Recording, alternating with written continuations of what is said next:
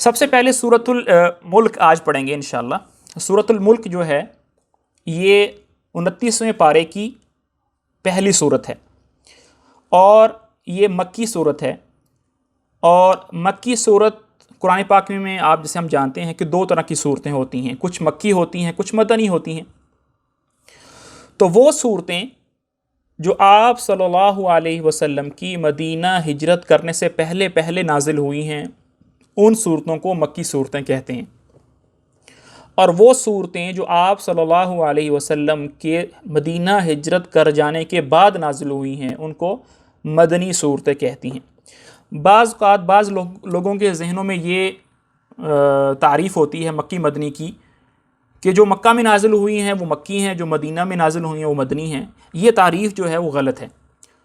ہجرت کا سفر کرنے سے پہلے آپ صلی اللہ علیہ وسلم کا مدینہ ہجرت کرنے سے پہلے پہلے جو صورت نازل ہوئی ہے وہ مکی ہے، چاہے آپ صلی اللہ علیہ وسلم اس وقت طائف میں ہوں، چاہے مکہ سے باہر ہوں۔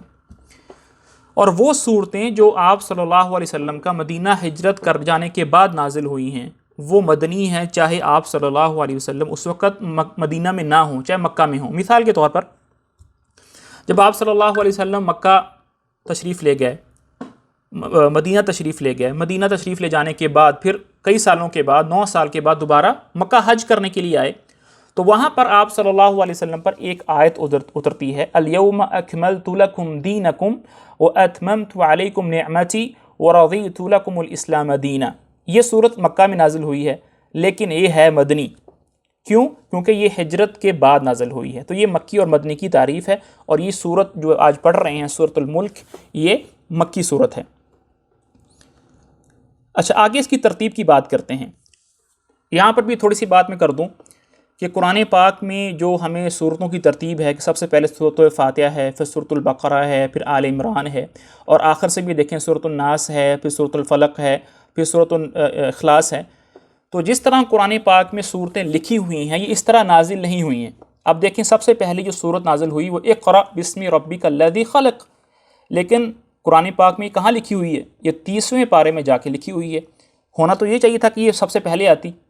تو اس سے پتہ چلا کہ ایک قرآن پاک کی نزولی ترتیب ہے، نازل ہونے کی ترتیب ہے کہ پہلے کون سی صورت نازل ہوئی، پھر کون سی صورت نازل ہوئی، آخر میں جا کے کون سی صورت نازل ہوئی۔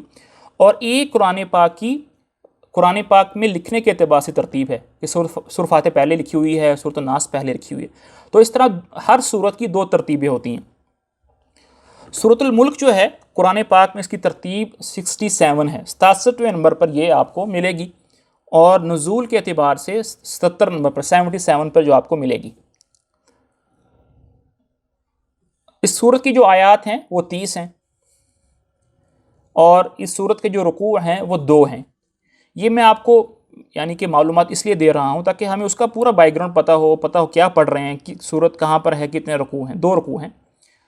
یہاں پر صورت پہ تعارف ہے کہ صورت نے کن کن موضوعات کو ڈسکس کیا ہے۔ تو تعارف یہاں سے یہ شروع ہوتا ہے کہ یہاں سے قرآن کریم کے آخر تک یعنی سورۃ الملک سے لے کر سورۃ الناس تک تمام تر مکی صورتیں ہیں۔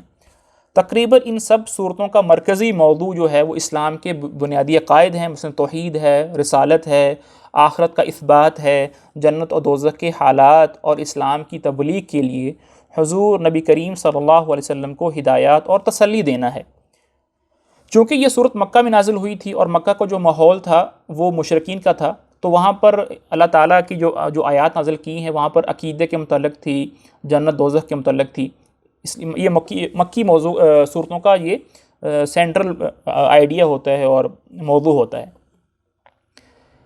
اب یہ تو تھا اس کا مرکزی موضوع، لیکن ابھی تفصیلی اس کا مضامین کیا ہیں؟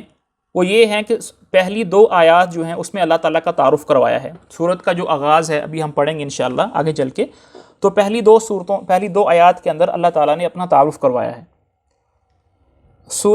پھر تیسری اور 5ویں آیات تک جو ہے اللہ تعالیٰ نے اپنی قدرت کا بیان کیا ہے، آسمان کو بیان کیا ہے، اللہ تعالیٰ نے آسمان کیسے بنایا ہے وہ بھی انشاءاللہ پڑھیں گے۔ اور 6 سے لے کر 12 تک اللہ تعالیٰ نے کافرین کی جزا بیان کی ہے کہ جو کافر ہیں وہ قیامت کے دن ان کا کیا حال ہوگا، اور جو مومنین ہوں گے دنیا کے اندر ان کو آخرت میں کیا ثواب ملے گا، اللہ تعالیٰ نے اس کا تذکرہ کیا ہے۔ اور پھر آخر میں 13 سے لے کر 30 تک اللہ تعالیٰ نے اپنی نعمتوں کا ذکر کیا ہے، اور یہ بھی ساتھ ذکر کیا ہے کہ اللہ جب چاہے یہ نعمتیں چھین لے، تو اگر جب اللہ یہ نعمتیں چھین لیں گے تو تمہیں اور کوئی یہ نعمتیں نہیں دے سکتا۔